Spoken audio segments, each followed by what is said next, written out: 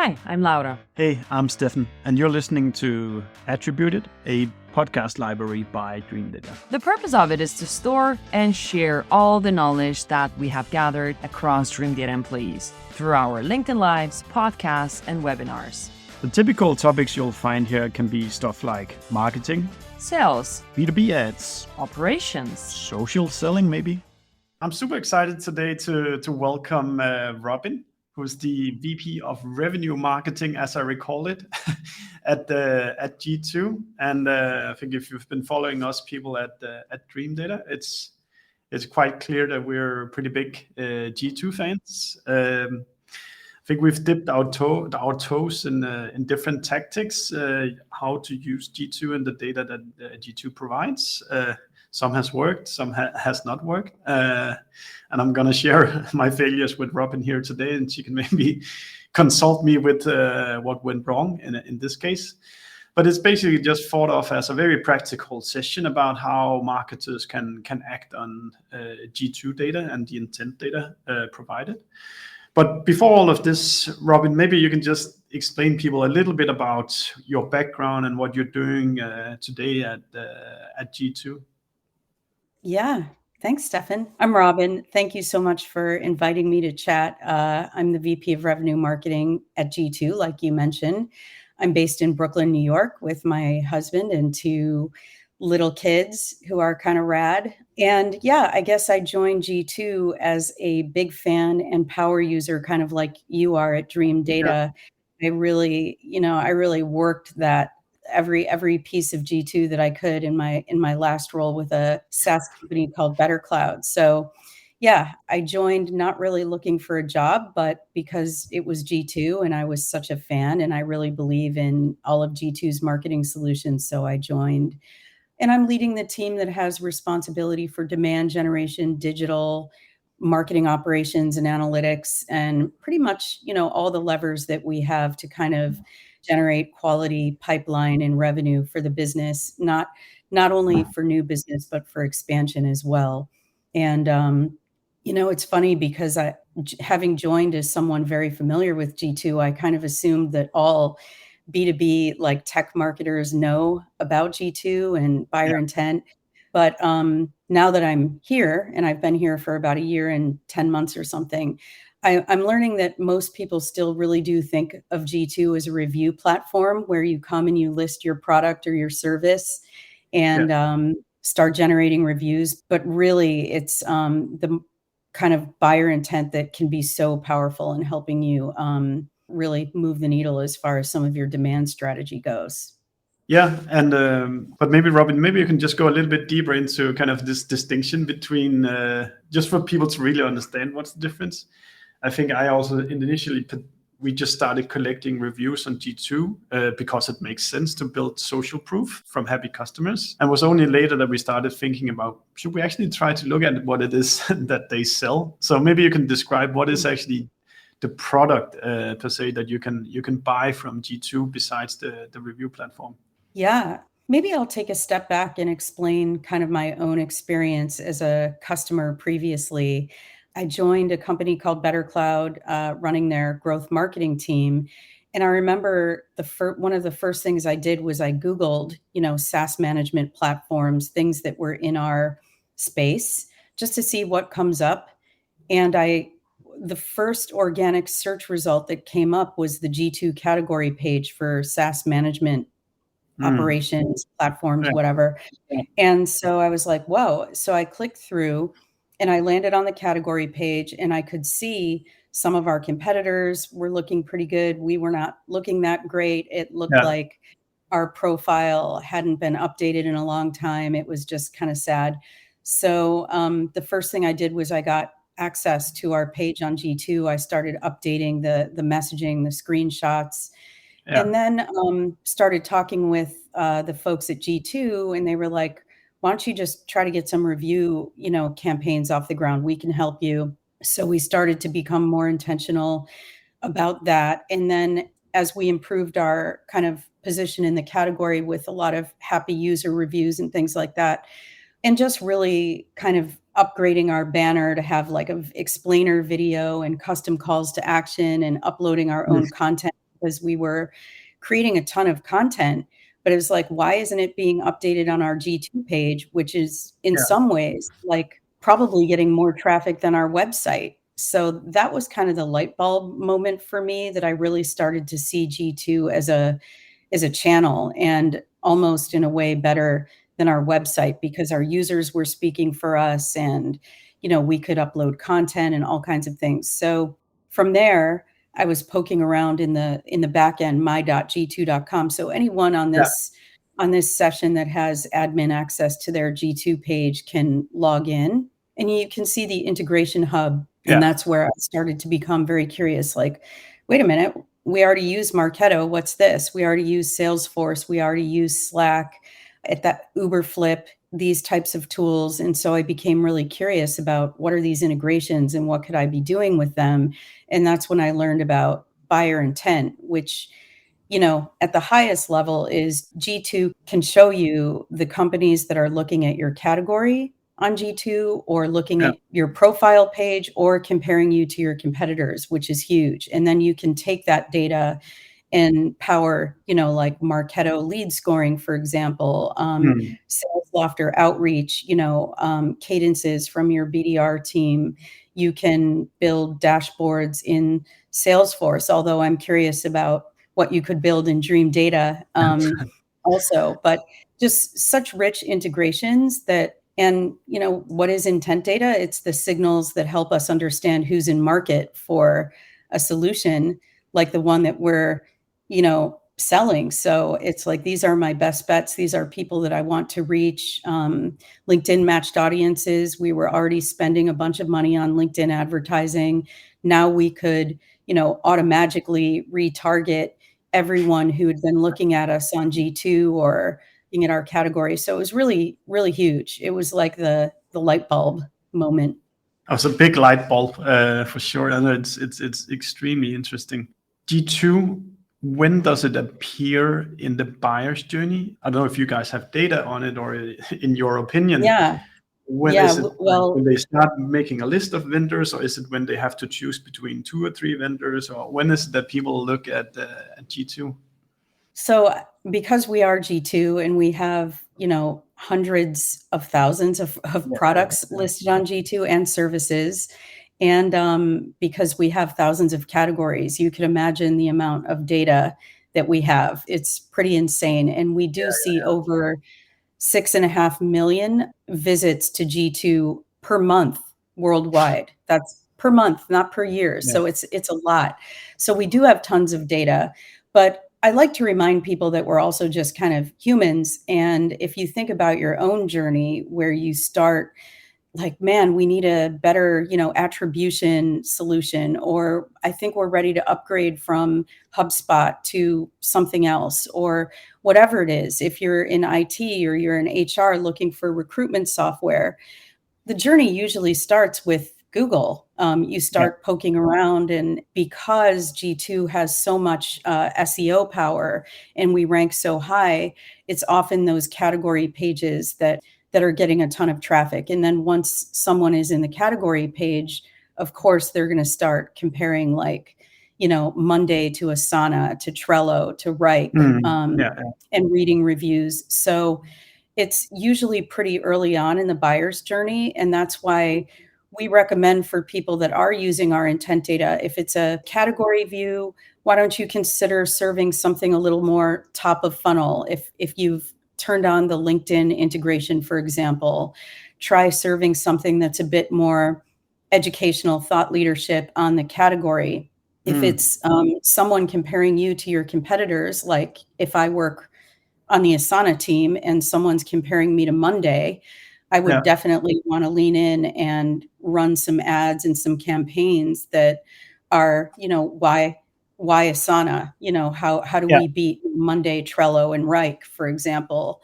And if it's someone looking at our page, then it's also kind of middle of the funnel. At Better Cloud, we would often serve kind of funny, like, it's been a minute since you checked us out on G2, and we would bring them to a landing page that had educational content, but also demo requests. So we would generate a lot of demo requests that way. Oh, super nice. And they actually, I just remember, like, whenever I talk to startups nowadays about how to start with marketing, I always advise people to like start with the people who are in market right now and make sure you cover that. And for me, that there's kind of three things you can do if you're software. There's the search ads, and then there's the SEO results.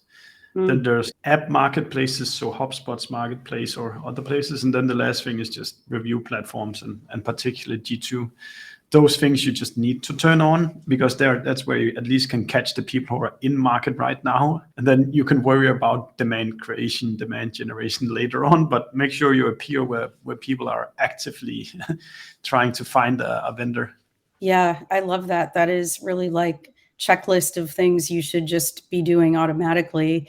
And I think a lot of people don't know this, but G2 reviews are actually syndicated on the AWS marketplace. So if you're looking at software on the AWS marketplace and you see all the reviews, those are powered and syndicated by G2. I didn't know that, actually. So there's this bucket of intent data, and now because I know there's a little bit difference, and you just mentioned it, maybe you can just mention the different types of intent signals that there is. You can be viewed on a category level. You have your own page, so if people visit that one, and then there's if you are compared with other vendors. Then there's one that is called you appeared in sponsored content or something like that. Am I missing anyone there, Robin? No, I think that's it. It's category views. So like I explained when I was at Better Cloud, when I did my own Google search for SaaS management platforms, and the G2 category showed up first in search results. I clicked through, landed on the category page, and that's where all the solutions are listed. So if you do have a product on G2, and you're now thinking to yourself, I wonder if somebody has updated it in a while, or maybe we don't have one. The first thing to do is just add your product or service. Go to g2.com, scroll all the way down to the bottom, and there you'll see something that says add a product or service. Yeah. And what happens is our research team will get that and make sure that it's valid, and then think about how to categorize the product or the service and then publish. So that's the first thing to do. If you're already on there, awesome.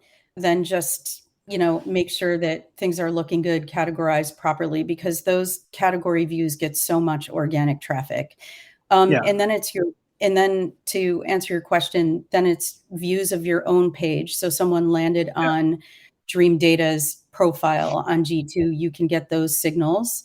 Or someone's comparing you to who's in your category, Stefan? Visible? Yeah, that would be visible, for example. Visible, okay.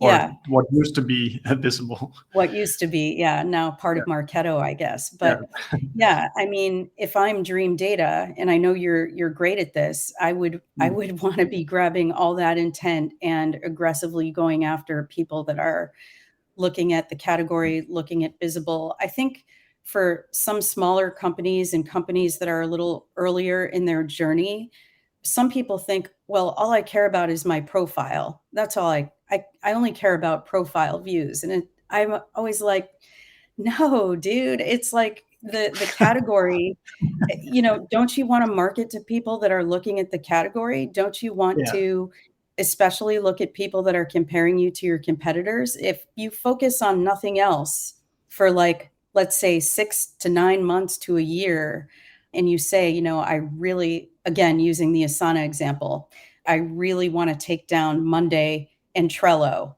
you could definitely power that campaign with G2 intent data and probably crush it. Yeah, I think there's also a good point in what you said a little bit before, was that the different signals, you should think about the tactical, where do you go from here? Because looking at the category is not as close to, or not as considering you as somebody who's looking at your profile. So messaging and creatives need to be considered related to what is it that we know that the buyer did. Yeah, I think that's really important. And that's, talk about our jobs as art and science. There's the art, just being a marketer and thinking about, what would cut through the noise, what would resonate with me as a human being, and then do your best work. And if you don't have a, ton of resources and a big design team, go get Canva, go get Unbounce and create some amazing looking landing pages that it's like cheap and cheerful. And you can really become very intentional and curated about the type of offers and messaging that you're putting in front of people that are looking at the category, as opposed to comparing you to, Visible or Monday or Trello. Yeah, no, I agree. I just recalled another way I'm using, we're using G2 right now, is that I'm using, okay, I can show it on my screen just in a second, but we're using it as a retargeting. So if people have been on the Dreamdata website and then they go to LinkedIn, I run a conversation ad where I say, would you actually want a demo of Dreamdata? Yes. And if they say no, I say that's just fine. But if you have the slightest interest in what we do, then I point them towards our G2 page, because I know if they go to our G2 page, then we'll build some social proof and we'll have more intent data to work with. So the salespeople can see that these people are actually paying attention. That's a great idea. I love that. Because also like the G2 badge is also pretty well-known thing. So it's sent from Laura from our team here. So it says, thanks for visiting our team. A dream that we work with B2B SaaS companies like company name. And then if you write yes, you get prompt a demo form. If you write no, it says here, it's totally okay. If you're just a bit curious about what we do, you can just go and take a look at our G2 reviews. And then if you click that, you go to the G2 page, we build some social proof, and then people know, and we know that the person actually went onwards to look at the G2 page. So there's, brilliant. There's a million ways you can use this, but this was one of the ones that I feel worked out well. The one I just explained to you before we went live that doesn't seem to work as of now is that I took the category page views and then ran similar style conversation ads towards. I think the problem with this is that I don't know specifically who from the company was on the G2 category. So writing a personal note to that person, the likelihood of me hitting the right person is not big enough. So inspired from what you just said before, maybe I should go softer and more top of funnel with just videos, images, etc., to retarget that intent. Yeah, I think that would be a great play. It's true. The intent data is at the account or the company level, not at the individual level. So in this case with category, I would, if you do want to go the conversation ads, which I think is a really cool idea, it's probably best to soften that message. And we have workarounds like, someone on your team, or seems like there could be interest in an attribution platform. Sometimes we can be pretty cheeky and funny about it because we are using our own intent. So we'll actually lean in and be like our own intent data to know that, you folks appear to be in market for something like this, and have some fun with it. But I think it's an opportunity to really... If you don't do it the automated way, there's actually another workaround is that you can actually see the location of the intent as well. So if you can find the company and the person on LinkedIn that is in the city where the intent was expressed, and they have the right title as well, then you can just manually. We've sent several just G2 screenshots saying, was this you or something like that? Yeah, that's funny. That's funny. I mean, I would like to see how that works. I think that could either go horribly wrong, or it could be really cool. I think the verdict it's still the verdict is still out. What are kind of some of the, I don't know if you can call them classic best practices, or some of the things that you guys have been doing that has worked well when you've been acting on this intent data? Yeah, I'd say we have a product called G2 Track that is actually not really targeted to marketers. We're targeting an IT and finance audience. And we've been using our intent data to, really retarget people that are in market for a solution like G2 Track. We have a Slack integration turned on for our buyer intent. This is like one of my favorite integrations for anyone using Slack. And then there's 21 people in this channel, and they're a lot of our BDRs and SDRs and sales. And you can see this is a buyer intent signal from Waterstones. I think, is this a bookshop, a chain of bookstores in England, I think? And so if you click the page G2, you actually come to, this is now my G2 experience. You can see that here's the buyer activity. This is when it was, this is what they looked at. And you can also see, like in here, I have Cognizant powered. This shows me recommended people to reach out to at Waterstones. And I have it set up so we're looking at our IT people, their IT people, their purchasing people, because that's our target audience for track. And then I can even see their stack data. So I can see what they already have, what they're using. And the reason I'm pointing this out is because you asked what are some tactics and kind of strategies that are working for us as we really start to market and go to market with G2 Track. This channel, this Slack channel that our BDRs are in, they can immediately action and go after the people at the particular account with really targeted messaging based on their stack data, based on all kinds of things, and get them to a demo. And we've only been doing this for about a month now, maybe a month and a half. And we're already seeing that buyer intent is our second most powerful, like, pipe generating channel for G2 Track. Nice. So I love it because you can see the intent signals coming in real time. And then I often will tag, Troy, who's the head of the BDR, to be like, did you see this? I do the same It's things. also great. Yeah, right. And it works. I mean, is it really like the way that we operationalize in scale? No, it's not the Slack integration. I love it because of the immediacy and because it's where people actually collaborate. They're not now forced to go look in some widget in Salesforce that, it's not realistic to think salespeople will ever use. So it's kind of where people are already collaborating and they can action quickly while we're also retargeting these accounts with ads on LinkedIn. And then we use Rollworks for display. So we are providing air cover in that sense also. I think I'll go straight after this to build that Slack integration as well. We've set it up now that whenever a review comes in, we feed it directly in so all employees can see it as well. But I can definitely see it making sense for the salespeople actually to see it like almost real time. That I guess you can manipulate what it pushes them based on whether it looks like your ideal customers as well. Yeah. So when you set up the Slack integration, which you should do immediately, beware, it's addicting. Once it's on, it's addicting. But, on the G2 side, when you set up the integration, you can upload a list of your target accounts so that you can only receive signals for your target accounts. You can do by region, you can do by company size. So I personally like to just pull it all in and go big at first, and then I'll tailor it back, or I'll set up separate Slack channels for EMEA versus APAC versus North America.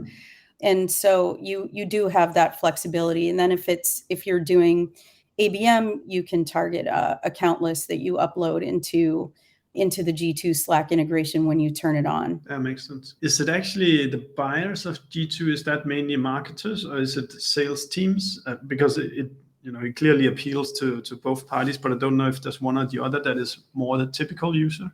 It's typically marketing, but we have an integration with ZoomInfo Sales OS, which is a place where salespeople live, and LinkedIn Sales Navigator, where salespeople live. So I feel like it's often marketing teams that might be buying buyer intent and assessing buyer intent, but then the savviest ones will power their sales team through LinkedIn Sales Navigator, through ZoomInfo Sales OS, through Cognizant, which you saw in my Slack instance, which is really powerful for EMEA. So, savvy sales folks that are looking to prospect, into accounts where there's G2 intent showing will win. No doubt. And then we're also using it even for existing customer accounts. So our CSMs and RMs will use it because if you're seeing one of your customers is comparing you to some of your competitors, that could be a signal of churn. Yeah, So we use it in that case also. yeah, that makes sense. What are some of the other marketing tactics that you can go try based on these things? I'd say if you're on G2, but you're not using buyer intent and you're interested, go check it out. We can always give folks like a kind of a preview or a sneak peek at their last 30 to 60 days of intent data. Yeah. That's a nice way to go. If you're already using buyer intent and you have Slack and you haven't turned on the Slack integration, do it immediately and have fun with that. And then if you have some of your paid media spend going to LinkedIn, that's a no-brainer. You should be retargeting, in-market accounts with your LinkedIn ad campaigns. If you're using display through, we also have integrations with Demandbase and 6 Sense and metadata. So if you're powering, ad campaigns through those platforms, you can also push G2 intent into those platforms also. Yeah. So I would say just poke around, get educated. If you come to the hub for where all this lives on G2 is called sell.g2.com. It's a little weird because I think most people just come to g2.com. Yeah. But all the marketing solutions are on sell.g2.com. Okay. And you'll see our partner hub and you can see all the integrations and read more. You can request a demo. But the ones, I always tell people, like, if your product's not on G2, get it on, number one. Number two, if it is, make sure it's looking good, that you're using custom calls to action on your profile page, you're doing something cool with your banner, that you're really standing out from your competitors, because you can be sure there's a lot of traffic coming to the category. Yeah. Could we take a look at sorry to interrupt, Robin. Could we take a look at one of the vendors that you think have done a really well job on their G2 profile? Well, shout out to my prior team at Better Cloud. I think they look really good on G2. Yeah, I think they're doing a great job. I'll also find them here, Better Cloud. I like Greenhouse. I think they're a recruitment software platform. I think they do a really nice job. I love them. Oh shit, I have a lot of reviews. Yeah. Oh, that's one I hadn't seen before. That's cute. Mm-hmm. And some people who use Chili Piper are also using our integration, and this is not a buyer intent integration. This is available if you have our essential package. And if you're using Chili Piper, you can add Chili Piper to your profile page. So folks can book a meeting directly with whoever you set up, however you set up your routing in Chili Piper from your G2 profile, which is really kind of powerful and cool. So where it says get started, that could be a book a meeting call to action, and that can be powered by Chili Piper. And then if you scroll down, like, you'll see they have uploaded so many videos and pieces of content that are gated. So you can use this for lead gen also. Yeah. And HubSpot is another great example. They use G2 really, really well. And I think they're even using G2 deals. So I could be wrong, but if you come to the HubSpot page, they're offering a deal. So if you look at their pricing, doesn't it blow your mind? Tough to compete against. So they have, there's claim offer here. Yeah, I see. Yes. So they're using G2 deals, so you can get an offer on HubSpot directly. That's a really cool thing that we do. Yeah, I didn't know that actually. And one thing I forgot to mention, Stefan, is we just released a buyer intent signal for the pricing page. So you see how HubSpot has pricing? Yeah. So that's a strong signal. If they're using our buyer intent, which they are, they'll probably receive a signal that someone just looked at their pricing page. Yeah, and that's a really strong signal then when people are reading reviews and also pricing. Yeah. Robin, is there anything else people should know about how to use G2 that you think we haven't touched upon yet? I'd say think about it as a channel. It really is powerful whether you're a customer marketer, a product marketer, a demand gen marketer. Sometimes it does take, to be really successful with G2, you might want to just get a few key stakeholders aligned at your company and say, Yeah. this is it. This is the year we, really nail G2 and start standing out against our competition and telling a great story and using it as an extension of our website. So I would do that. And then I would say, just have fun with it. I mean, think about your messaging, think about how you stand out, and create kind of a virtuous cycle of engagement using your own user reviews and the voice of your customer, putting like cool content up. And it doesn't have to be fancy. I mean, you've seen my sort of lo-fi videos that I just do in Canva. Do the things, market like it's your own business. And G2 can be a really powerful part of that story. It's the way to start getting reviews is talking to your customers, writing to your customers, ask them if they want to give you a review of your product. And you probably already have that email list lying around somewhere, or maybe you even have them on Slack. So it's just start reaching out to build some volumes. If you're lucky, you're not competing against HubSpot with 10,000 reviews. Hopefully you're in a category that is easier to compete in. But if you're not, have fun with that too. Like retarget the companies that are comparing you to the ones that feel like your closest competitors in your category. And if it's HubSpot, why not try an ad that says, okay, we're not HubSpot, but there's every reason, why we're right for you.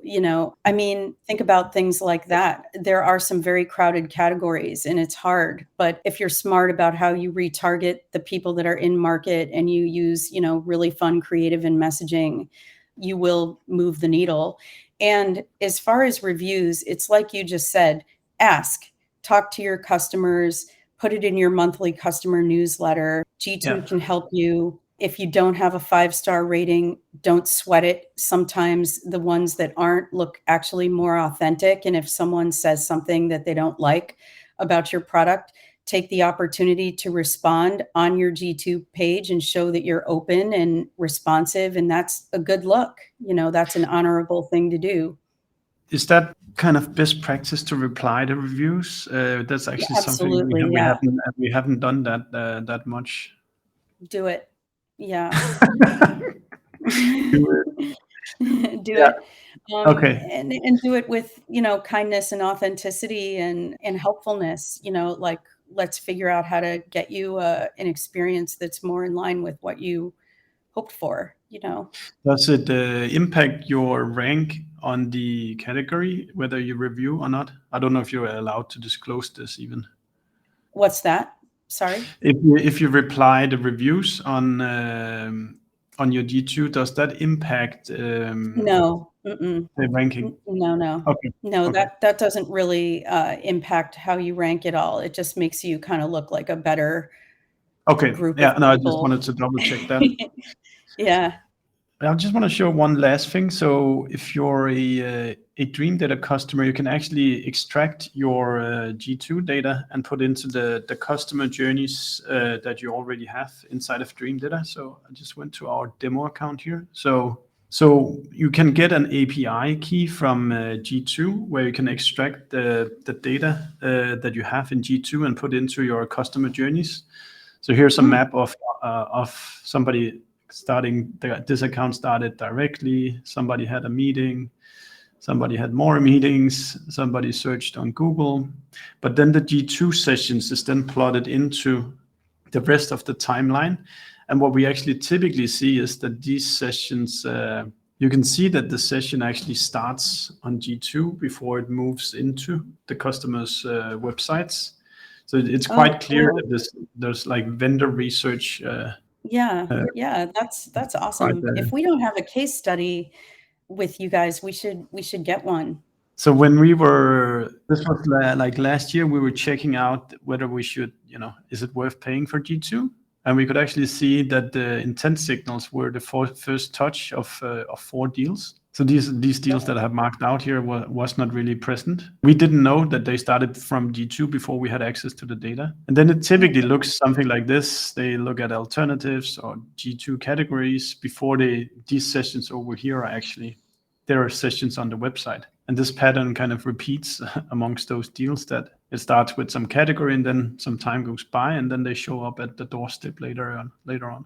I love that. It's so clean and uncomplicated and really tells a story that I think sometimes marketers struggle with, right? Even in 2023, with all this sophisticated tech that we have, we still struggle to tie things together. Even G2, I mean, I'll just say that we're on Visible. I am loving what I'm seeing on Dream Data, and I would love to continue the conversation, Stefan. But it's difficult to put it all together and tell that story, especially in a world where I know in our case we're seeing more and more like just direct, and it's unclear where things are coming from, and know the evolution of cookies is changing all that, and I think that's really interesting. That's a good thing about the intent data, because you get an account name and you get a date of when it did what, and then we use this information to plot into this account's journey. Obviously, it's not always that we can tie a person to it, but we can say that this account that you're looking at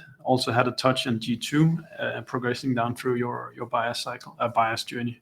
Yeah, it's super important in any ABM model where you are looking at ultimately like account engagement. And we know that there's buying committees. It's not single people, especially as you scale up to enterprise. I think that's super important.